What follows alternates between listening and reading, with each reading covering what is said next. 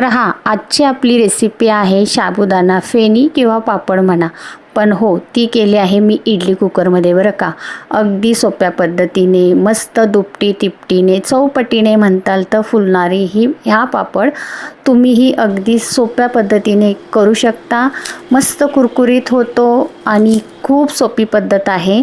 तर नमस्कार, श्री स्वामी समर्थ सर्वांना. मी रुपाली आपले खूप खूप स्वागत करते आपल्या घरच्या स्वादमध्ये. तर आजची रेसिपी आपली अगदी खूप सोपी आहे. उन्हाळा वाळवण रेसिपी साबुदाणा फेण्या म्हणा किंवा पापड म्हणा. तर चला रेसिपीला आपण सुरुवात करूया. व्हिडिओ अजिबात स्किप करू नका, नक्की पूर्ण पहा. इथे मी 1 वाटी साबुदाणा घेतलेला आहे.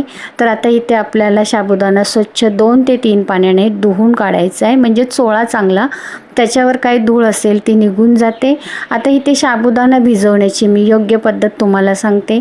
साबुदाण्यामध्ये तुम्ही जास्त पाणी टाकू नका किंवा कमीही टाकू नका. 1 इंच थोडंसं वरती साबुदाण्याचे पाणी तुम्ही ठेवायचे, म्हणजे साबुदाणा छान असा फुलला जातो. तर आता इथे मी रात्रभर भिजवला होता. तुम्हाला जर रात्रभर भिजवायचा ह्यासाठी की तो छान भिजला जातो, सुटसुटीत होतो. लक्षात ठेवा, पापड करताना किंवा फेण्या करताना साबुदाणा आपला मस्त सुटसुटीत फुललेला पाहिजे आणि अजिबात जास्त पाणी घालू नका किंवा कमीही पाणी घालू नका. तर तुमचे पापड असा साबुदाणा भिजवला तर खरंच तुमचे पापड खूप छान होतील मी म्हणेन. तर ही एक टीप लक्षात ठेवा. पुढे आपल्याला ह्याच्यामध्ये 1 ते 2 चमचे मीठ टाकायचे. मिठाचं प्रमाण तुम्ही जरा कमीच ठेवा, कारण की कोणतीही वाळवण रेसिपी असेल तर त्यामध्ये मिठाचं प्रमाण कमीच ठेवायचं. पुढे आपण काय करणार आहोत, आता इडलीची भांडी घेणार आहोत, म्हणजे इडल्या लावतो आपण ते इडली पात्र. आता त्याला थोडंसं आपण तेल लावून घ्यायचं आहे. तर बरेच जण वेगळ्या पद्धतीने बनवतात. तर तुम्ही ही पद्धत ट्राय केली आहे का? तर ही तुम्ही नक्की ट्राय करा, केली नसेल तर. आणि जर केली असेल तर सांगा तुम्ही कशा पद्धतीने करता. कमेंटमध्ये तुम्ही मला नक्कीच सांगू शकता. माझी तुम्हाला ही पद्धत आवडली आहे का ते पण तुम्ही नक्कीच सांगा. तर आता मी इथे सर्व माझ्या इडली पात्रांना तेल लावून घेणार आहे.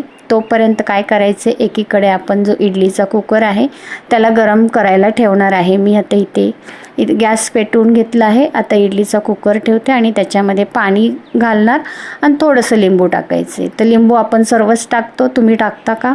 कारण की कुकर काळा पडू नये म्हणून आपण लिंबू टाकतो. बरेच जण टाकतात, तुम्ही टाकत असताल तर ते पण सांगा. तर आता पुढे आपण काय करायचं आहे, थोडा साबुदाणा ह्याच्यामध्ये घालून घ्यायचा आहे. म्हणजे आपण सेम जसे इडल्या करतो तशीच ही पद्धत करायची आहे, फक्त थोडा साबुदाणा सर्व पात्रामध्ये आपण घालून घ्यायचं आहे आणि 1 चमचा घ्यायचा आहे आणि वरून थोडंसं प्रेस करायचं आहे आणि त्यांना गोल शेप द्यायचा आहे, म्हणजे आपण पापडाचा शेप देणार आहोत गोल. आणि ह्याला आपण उकडून घेणार आहोत. आहे का नाही साधी आणि सोपी पद्धत.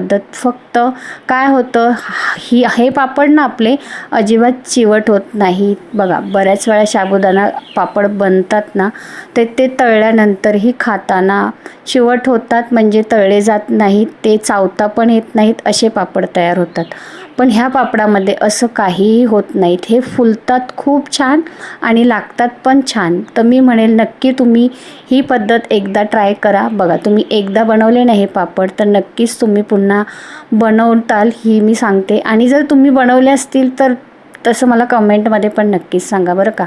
तर आता बघू शकता इथे मी झाल्यात माझ्या आता सर्व 4 मी पात्र भरून घेतलेले आहेत आणि आता कुकर इथे गरम झालेला आहे, त्याच्यामध्ये ही भांडी ठेवून घेते.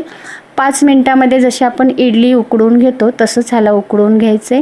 म्हणजे जसे आपण इडली उकडतो तसंच आपण आता वरून झाकण ठेवून मीडियम गॅसवर 5-6 मिनटं ठेवायचे. म्हणजे हे उकडून झालं की ह्याला आपण काढून घेणार आहोत. आता पुढे आपण पाहू शकता, चेक करायचे हाताला चिटकत नाही, म्हणजे आपल्या इथे पापड किंवा फेण्या तयार झालेल्या आहेत.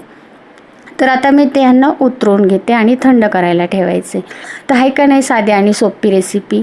बऱ्याच वेळा जे साबुदाणा पापड असे करतात वेगळ्या पद्धतीने, ते खरंच तळलेही नीट जात नाहीत आणि चावतानाही त्रास होतो. पण ही जर पद्धत तुम्ही केली ना तर ह्याच्यामध्ये खरंच खूप छान मस्त पापड फुलतात. तर लगेच निघतात ते. फक्त थंड पूर्णपणे करा आणि नंतरच काढा ह्या फेण्या. आणि एका ताटामध्ये काढा किंवा तुम्हाला डायरेक्ट प्लॅस्टिकच्या कागदावर टाकायचे असतील तरी टाकू शकता. फक्त थोडंसं तेल लावायचं ताटाला किंवा कागदाला. थंड झालं की ह्या फटाफट निघतात बरं का. आणि ह्यांना सुकवायला पण काही जास्त वेळ लागत नाही. 2 दिवसात म्हणलं तरी छान कडकडीत ह्या सुकतात. आणि छान कडकडीत सुकले की मग तुम्ही डब्यामध्ये भरून एखाद्या ठेवू शकता. आता मी इथे फक्त एकाच वाटीच्या केल्या आहेत. तुम्हाला जास्तीच्या करायच्या असतील तर करू शकता. तर आता माझ्या टेरेसमध्ये इथे छानसं ऊन येतं. इथे असं 2 दिवस मी ह्यांना वाळवून देणार आहे. तर मस्त आपले इथे वाळवून रेडी झालेले आहेत. 2 दिवसाच्या नंतर बघू शकता मस्त पातळ होतात. आणि जरी फेणी म्हणा किंवा पापड म्हणा तुमची छोटी असेल ना तरी ती तळल्यावर मस्त फुलते बरं का. तर मी तुम्हाला पुढे तळूनही दाखवते.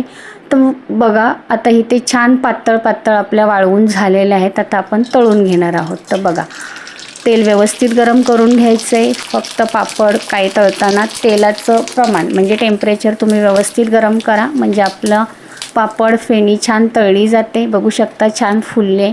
दुसरी पण तुम्हाला फुलवून दाखवते. फुलतात खरंच खूप छान फुलतात ह्या. तर मी म्हणेल तुम्ही नक्कीच बनवा.